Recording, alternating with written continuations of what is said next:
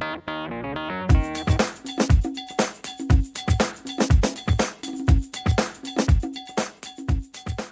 everybody, this is Believe What, also known as Yam Juice, and I've got a conversation today with my friend Turbo. We're talking about yesterday's school shooting. Another school shooting. It happened in Centennial, Colorado, just a few miles from Columbine High School. The gunman brought a shotgun to school. His name was Carl Pearson, and at this point there's very few details known. But what I am expecting is to hear that he was influenced by violent video games. That has been the case in several of these other school shootings that have taken place. The media has quickly jumped on video games and their effect, causing people to go into murderous rampages. So I'm talking with my friend Turbo, who's not actually a gamer. So I'm just going to put some gameplay in the background and listen while we talk about the school shooting in Colorado.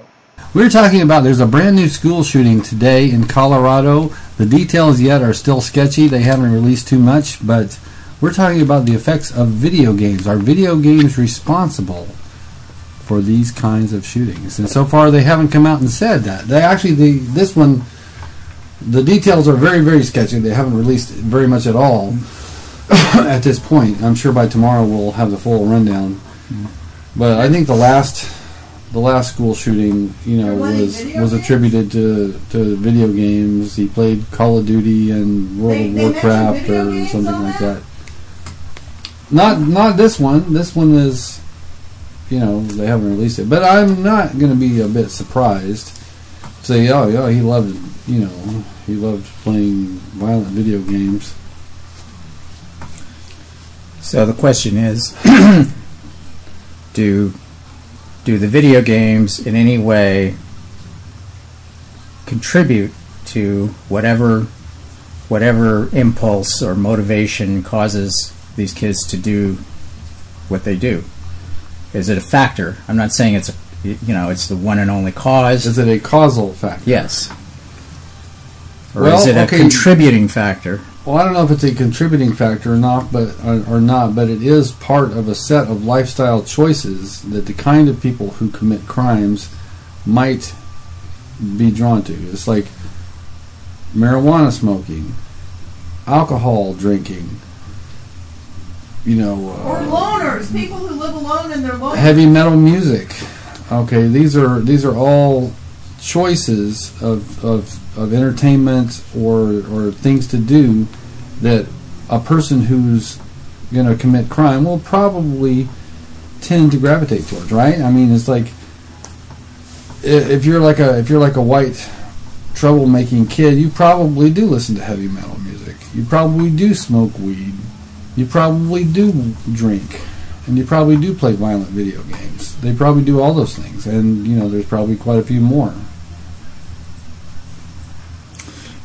I mean, does weed cause school shootings?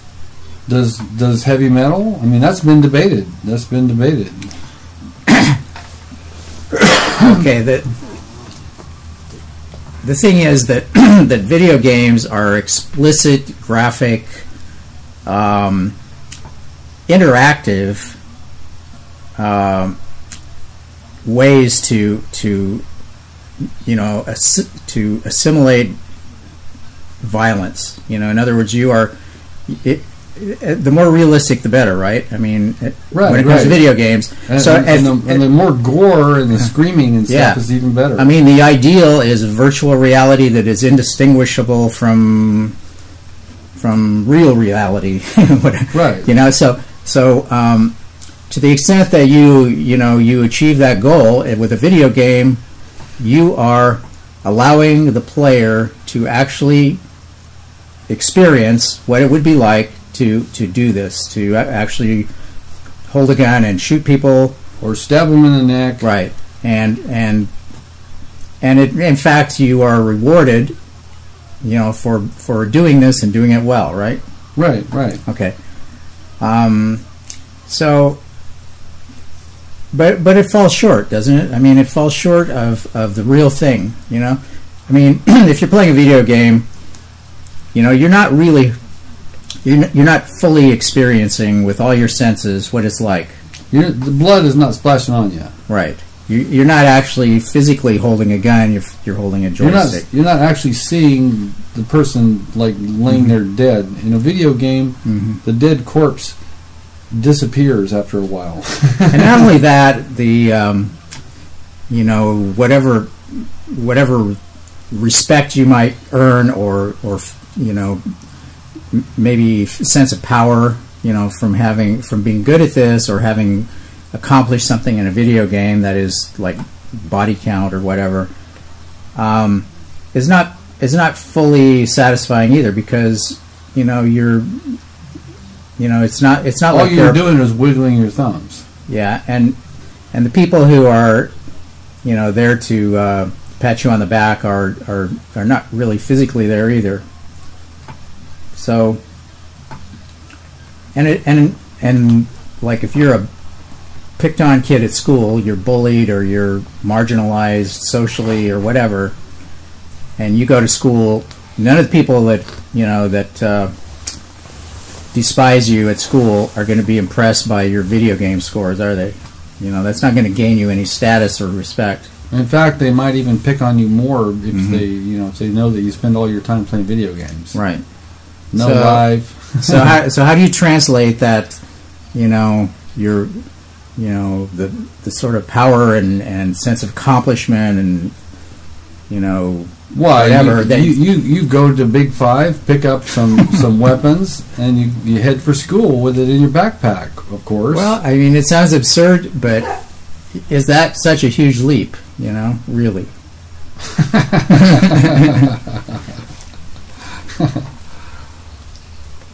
Well, okay. So do you think that video games are too violent, that they need to be toned down? Does some authority need to step in and prevent our youth from having access to these things, which incite them to commit mass murder? No, I don't. I'm not in favor of government stepping in and regulating what you can do or what you. I think that what's maybe I'd like to see happen is that people sort of take responsibility for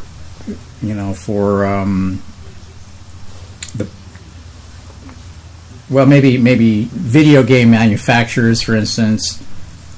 They could include some sort of moral content, the way, like when I was a kid, there were plenty of violent movies, not as violent as there are now, or not nearly as violent as the video games, but there were, like, cowboy movies were very popular when I was a kid, and there were cowboys shooting Indians, etc. Because the Indians were evil and the cowboys were good.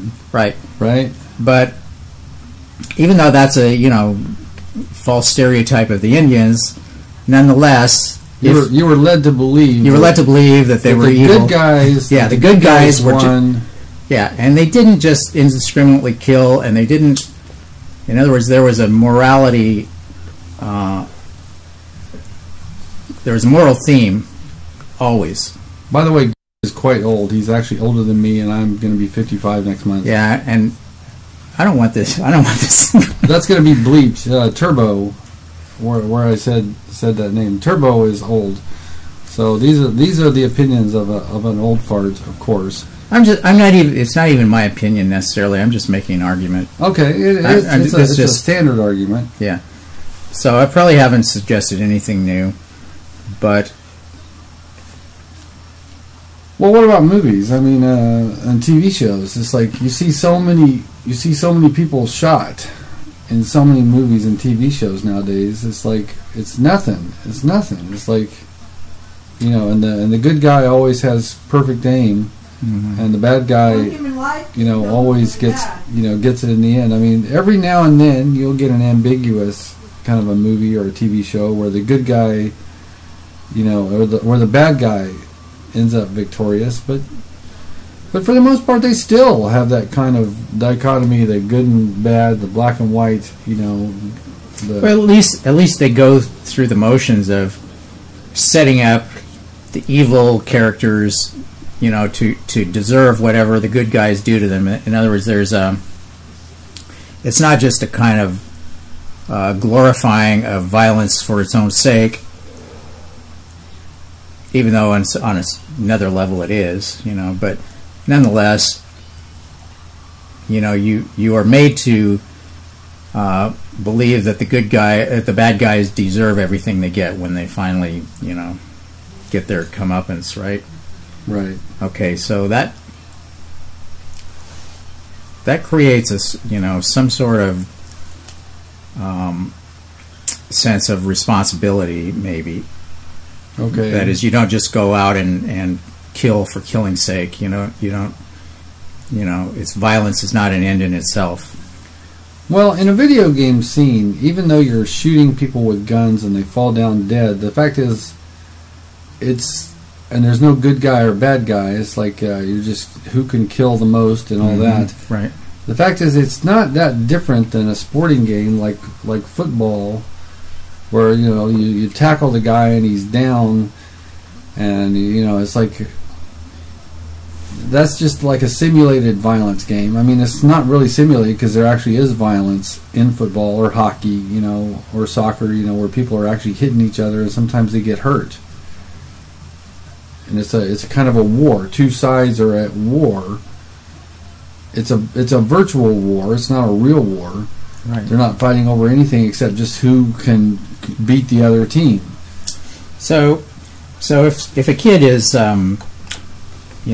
obsessed with playing sports games, maybe sports video games, maybe he would plant the notion in his head that he's that there's it's a way to earn respect or to feel powerful or something, is to actually excel in sports.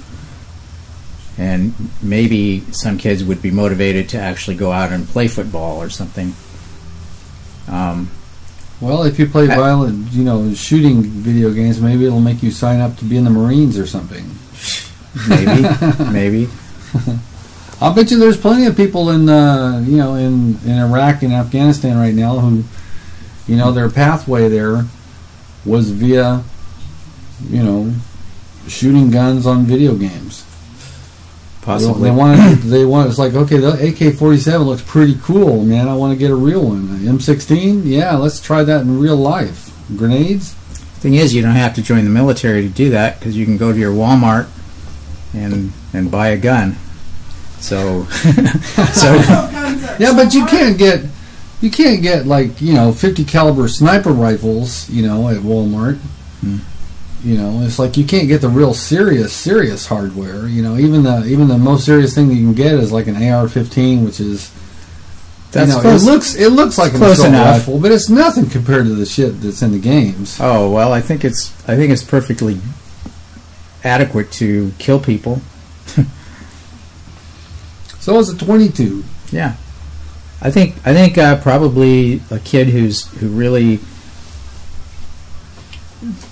romanticizes shooting people and the power of weapons is, would take whatever he could get. Like if all he could get his hands on is a 22, he'd probably be satisfied with that. I mean, well, when you were a kid, did you have a BB gun or a pellet gun? Yeah. Okay. Not to mention you had actual guns. Your dad supplied you actual guns, rifles and shotguns and stuff, and you would go out.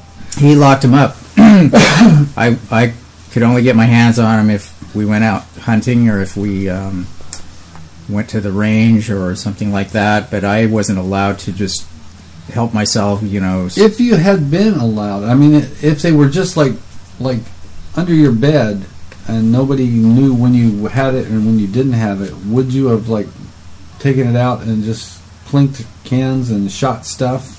Yeah, I would have.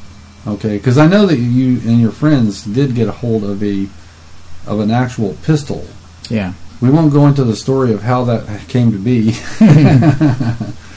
It was under somewhat interesting circumstances.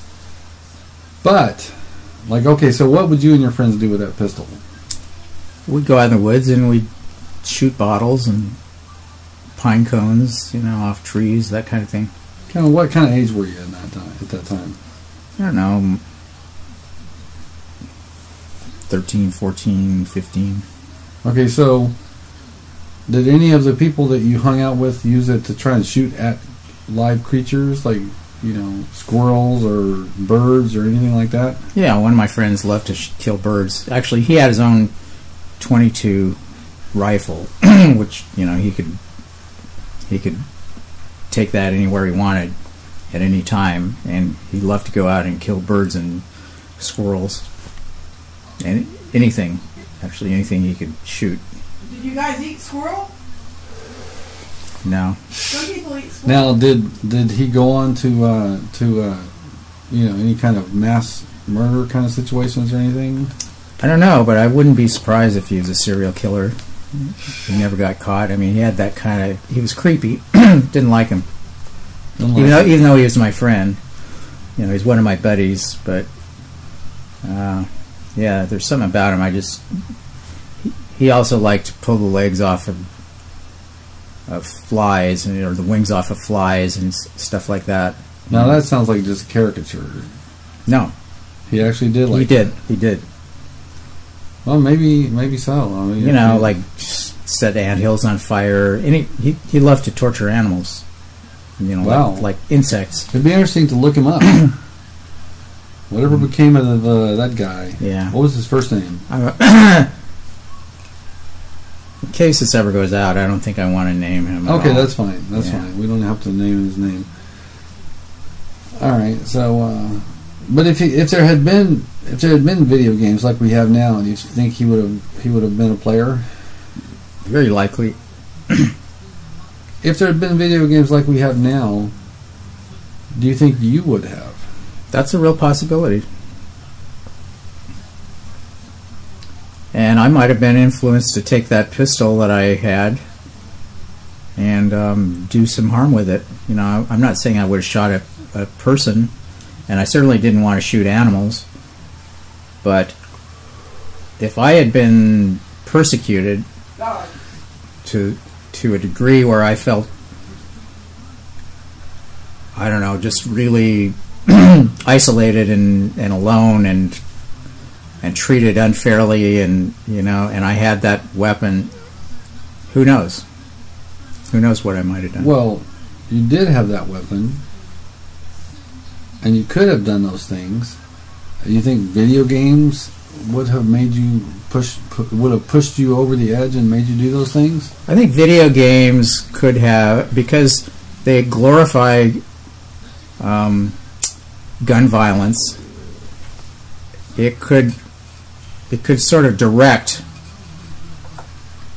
the aggression that's already there, or the desire to, you know, to assert oneself, or to get revenge, or whatever it is that might motivate a person to do something.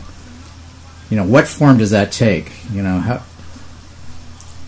it's like the combination of that kind of impulse, or that kind of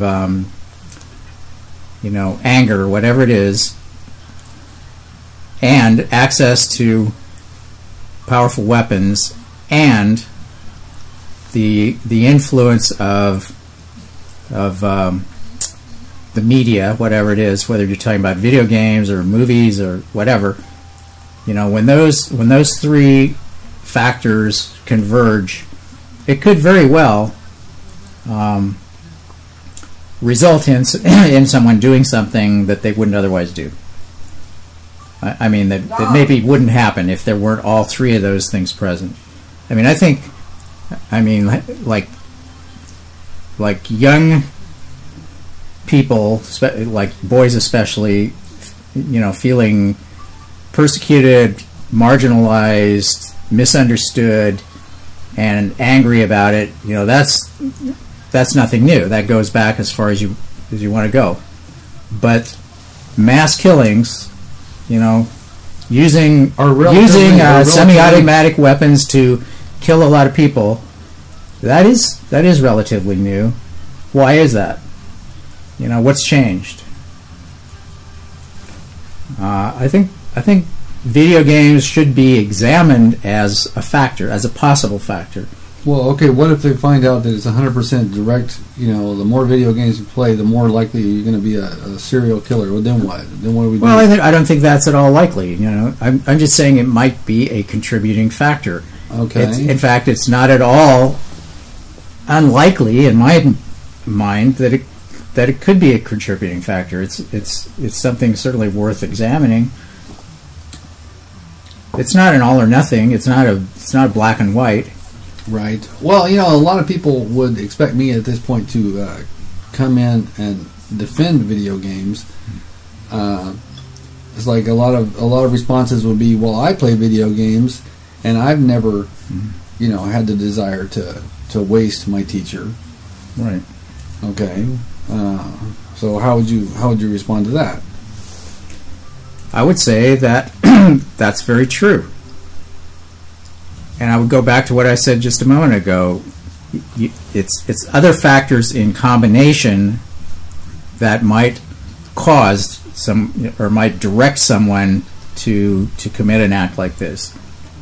It's the combination of feeling marginalized or socially rejected, persecuted, dissed, having access to these weapons, and being influenced by video games or violent movies or violence in the media. Those three combined. And I think it's very probably like teenage boys are very, very susceptible to this, far more than adults. Their minds are weak. And I'm talking about a small minority too. I mean, you have to have 1 in 4. Extreme, Only 1 in 4. You have to have extreme anger, extreme alienation. To get to the Columbine level, yeah. Right. Yeah. Well, how much? But that's a good point. We hear about mass killings and school shootings and that sort of thing, but gun violence is endemic. Like I live in Oakland, California. Gun homicides are almost a daily occurrence. I mean, it's maybe 2 or 3 a week. It's very sad. Something like that. Very sad. And I'm not, and just shootings. I mean, shootings are a daily occurrence. And who's doing these shootings? It's well, they're not middle-aged women. No, they're mostly teenage males, and they are usually racial minorities. They're disenfranchised. They are angry, and they are also exposed to a culture that glorifies violence. And I know I'm treading on dangerous ground here. Oh, so now you're going to bring rap music into it? Yeah, because this is this is verges on racial stereotyping or something. But I think that gangster rap music could very well contribute to it glorifies violence and young kids who are socially marginalized, who are perhaps don't have the opportunities that others might have. Are justifiably angry, and if there's if they are exposed to this culture that glorifies violence, do you think that doesn't have an impact on them? Do you think that doesn't possibly influence how they might behave? I think it does. If your friends think guns are cool, and and we should all have guns. Well, how big of an influence do you think guns themselves and access to guns themselves have in all this? It's a big influence because people, human beings, are not fully in control of their emotions all the time, and especially when they're immature, when they're first developing, they don't have the level of control that maybe adults have. Some people never develop that. And even adults a lot of times don't have control of their emotions. I mean, almost everyone has experienced extreme rage at times. Almost everyone has done something in anger that they later regretted, that they, upon later examination, they would concede was was foolish, stupid, self-destructive, harmful to others. It's like this is normal human behavior. And when you combine that fact that people are not fully in control of their emotions and the behavior that results from those, and they have access to lethal weapons, ready access to lethal weapons, it's no wonder that that people go out and shoot each other. Is it? I mean, is that? Well, it does seem that if weapons didn't exist, then people would probably stab each other. They'd stab each other, or they'd hit each other with bats or pipes. Exactly right. And there would probably be a lot fewer deaths as a result. It's like it's not as easy to kill somebody with a knife as it is with a semi-automatic weapon, is it? I mean, if you've got a gun, it's pretty easy to kill somebody. True. Or to seriously harm them, injure them. And in fact, it doesn't take much skill. You don't have to be strong. You just have to be able to squeeze your finger. Right. Especially if it's a shotgun. The school shooting today was a shotgun. Mm-hmm. So, and somehow or another he turned the gun on himself. It seems like the way a shotgun is built, that would be hard to do. It's long. It's like, I guess you could position it so you could, I don't know, depending on how long it is and how far the barrel is, the end of the barrel is from the trigger. Maybe he sawed it off or something. Yeah, I don't know. But he killed himself. Yeah. All right. So you're of the opinion that video games contributed. Do you think that video games... I don't know that video games contributed. I'm saying it should be examined. I think people should keep an open mind. I think people tend to express their opinions based on their own self-interest. What they want to believe. It's like if you are, if you're a video game player, of course you have an incentive, to poo-poo the notion that video games are harmful. Right. Under any circumstances. Right. And I'm not advocating that, take away people's games or change them or censor them or anything like that. Okay. So why do you think politicians and talking heads are so quick to blame things like video games and movies? The NRA is, like recently after the Sandy Hook thing, I think that was a year ago. Yeah. Yeah, they came out. I mean, they were, the gun people, the gun lobbyists were quaking in their boots because this, looked like there might actually be some political reaction that would impinge upon, their. There might be some gun laws. Yeah, some gun laws, which of course the gun manufacturers who are the big, who are pulling the strings, really. 1 year later, it hasn't happened. It hasn't happened. But nonetheless, they were in a semi-panic, and they're the ones that suggested that video games were the cause. It's not guns, it's video games. So, okay, well, it's like you said before. It's like depending on your particular special interests. If you like video games and you're a player of video games, then you're not going to be inclined to have the opinion that video games cause these things. And if you like guns and you like the NRA, you're probably not going to be inclined to think that guns are the problem. Right. Right. But other politicians and other squawking heads and people do tend to blame video games for a lot of these things. I think blaming video games is rap. Is premature. It's like examine. I think it should be examined as a possible contributing factor. It's just kind of makes sense that it would, it would be a factor. That's all. But a study, it should be investigated. like the Warren Commission kind of thing. Well, no, I mean I don't know, the National Institute of Health, or it's a worthy subject for scientific investigation. So what do you think about video games have ratings on them? Okay, like the ESRB is like, I don't even know what those letters stand for. I'm sure it's easy to look up. Rate video games mature, or for different age groups. And if it's a mature rated game, you're not supposed to be able to buy it if you're not at least 17. But that's laughable. Any kid who wants to play the video game will play it.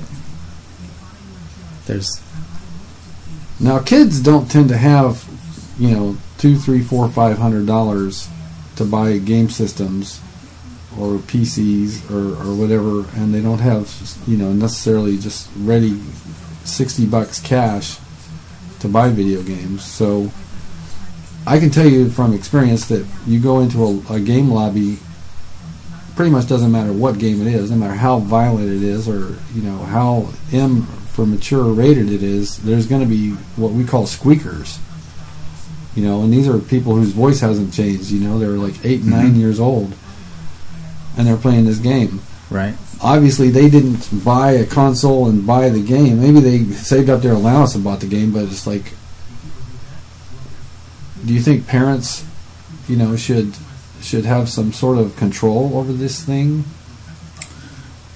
I think a responsible parent would, but as far as I'm not in favor of trying to legislate anything like that. No, but I mean, if you were a parent and you had an 8 or 9 or 10-year-old kid, would you let them play violent video games rated M for mature? Grand Theft Auto, Call of Duty, Battlefield. I'd think very carefully. Fighting games. I think I'd be very reluctant to let my kids play those games.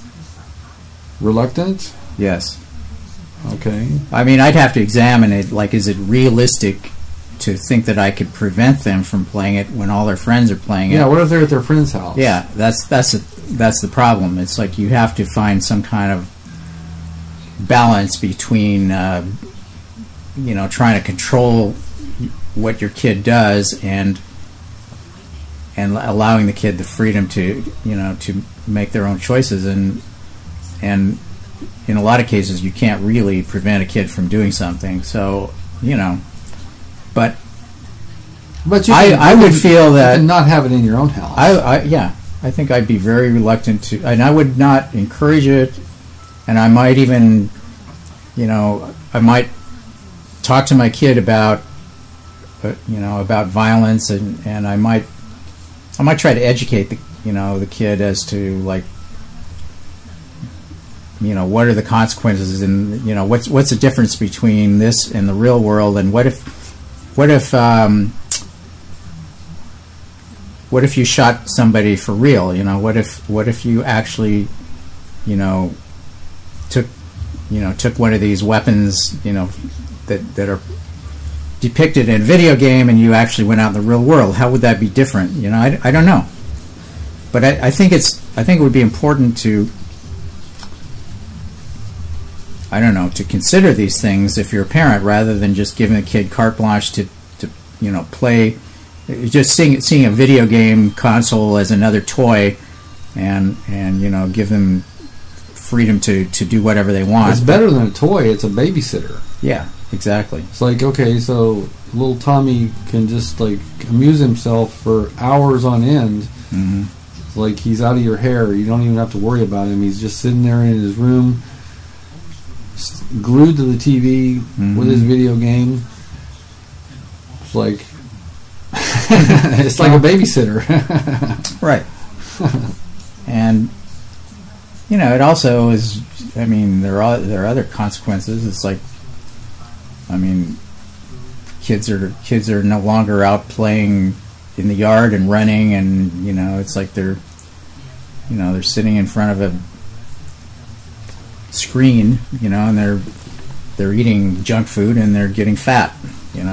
Yeah. Well, even if they weren't playing video games, they'd still be, They'd be in front of the TV. They'd still be watching TV, or they'd be on Facebook and Twitter and Snapchat and all these other other things on their computers. They'd be texting each other. Right. They still tend not to go running around out inside and play. I mean, this is a digital world that we live in, and everybody's connected. Anyway, let's